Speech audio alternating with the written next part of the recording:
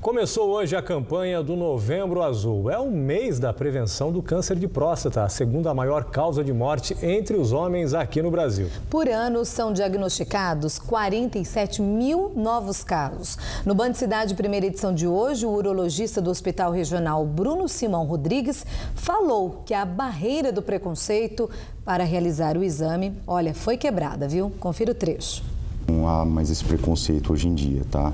Há as brincadeiras entre os homens na rua, mas no dia a dia, na prática clínica, a gente observa que os pacientes procuram o médico urologista desejando fazer o exame da prevenção do câncer de próstata. É o novembro que tem que colocar na agenda ir ao urologista para fazer o exame direitinho?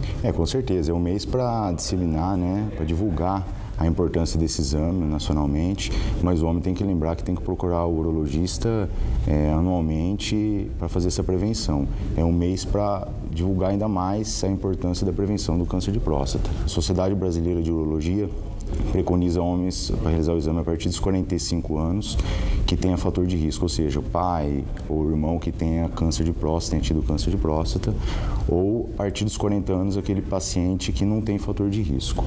Mas acaba sendo uma conduta um pouco individual do urologista por não ter um protocolo definido mundialmente. Às vezes alguns urologistas já começam a fazer a prevenção do câncer de próstata a partir dos 40 anos de idade. Quando descoberto ainda precoce, ainda cedo, as chances de cura são maiores, o tratamento não é tão severo, doutor? Sim, quando você faz um diagnóstico de câncer de próstata, uma doença que a gente chama de localizado, ou seja, ela não disseminou no corpo, não tem metástase, a taxa de cura é de 90% desses pacientes. Muito bom. Olha, muita gente está aproveitando a folga prolongada, nas praias do litoral norte, que deverão ficar lotadas neste feriado, Márcio. Mas quem for descer a serra tem que ficar atento às praias que estão próprias e também aquelas que estão impróprias para banho. A análise é feita pela CETESB. Vamos ver. Em Ubatuba, deve-se evitar o meio da praia de Pissinguaba, também a Itaguá e a Periquimirim, em frente à rua Henrique Antônio de Jesus. Em Caraguatatuba estão impróprias para o banho o meio da prainha e a praia do centro, em frente à Praça Diógenes de Lima. Em São Sebastião, apenas a praia São Francisco, no trecho em frente ao convento Nossa Senhora do Amparo, recebeu bandeira vermelha nesta semana. E em Ilhabela, todas as praias estão adequadas.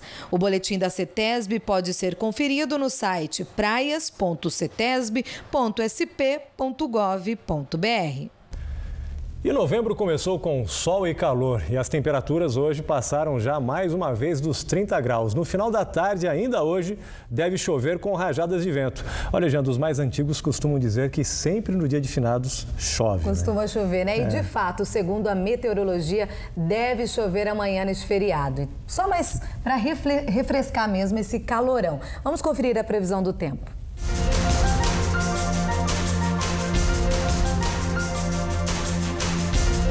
Na Serra da Mantiqueira, a quarta-feira vai começar com tempo bom. O sol aparece logo cedo. À tarde, as nuvens aumentam, provocando chuvas com trovoadas. Os termômetros oscilam entre 14 e 24 graus em Campos do Jordão e São Bento do Sapucaí. No Vale do Paraíba, o feriado também vai ser ensolarado, principalmente no período da manhã. As temperaturas sobem. Em Cruzeiro, a máxima chega a 31 graus. Em São José dos Campos, 32. E em Aparecida, faz 33 graus amanhã. No final do dia, chove com trovoadas. No litoral norte, vai dar praia no dia de finados. O sol predomina em São Sebastião e Ubatuba, com pequena chance de chover à tarde. Mínima de 19 e máxima de 32 graus. Hoje em Taubaté o clima esquentou, já fez 32 graus na cidade. Amanhã a temperatura máxima cai para 31 graus, com previsão de chuva no final do dia. Em Jacareí, a quarta-feira vai ser de tempo bom, com calor de 31 graus e pancadas de chuva com trovoadas. Em Caraguatatuba, o sol aparece entre poucas nuvens e não há previsão de chuva. Mínima de 22 e máxima de 33 graus, ondas de 1,80 m de altura e ventos acima de 7 km por hora. E segundo a meteorologia, os próximos 3 meses, a começar agora de novembro, serão os mais chuvosos. E não é por acaso, os vizinhos do estádio Joaquinzão em Taubaté estão preocupados. Pois é, no dia 17 de outubro, agora, o temporal com ventos de até 80 km por hora destelhou o setor de cadeiras numeradas e as telhas atingiram residências próximas. 2 semanas depois, os moradores temem mais prejuízos caso ocorra uma nova tempestade. Ana não consegue se esquecer do que viveu há cerca de 2 semanas. Com a tempestade que caiu em Taubaté no último dia 17, as telhas do estádio Joaquinzão se soltaram e atingiram a casa dela, que fica em frente ao campo do Esporte Clube Taubaté. Os ventos chegaram a 80 km por hora. Como mostram essas fotos tiradas por ela, os 2 carros que estavam na garagem ficaram danificados. O prejuízo foi de R$5 mil. Começamos a ver as telhas voando do telhado do Joaquinzão vindo em direção à nossa casa. Inclusive na porta de vidro, nós pegamos correndo para o fundo da casa para não ter perigo de ser atingido. Só que a gente começou a escutar os barulhos das telhas caindo nos carros, nas casas, tinham pessoas correndo na rua, a gente não podia nem chamá-las para entrar para dentro da casa da gente, porque a casa da gente também estava sendo atingida, as pessoas correndo, desesperadas pela rua. E as telhas foram voando e foram atingindo, destruindo tudo. Foi desesperador. Foi uma cena de filme de terror mesmo. Os vizinhos da empresária também foram prejudicados.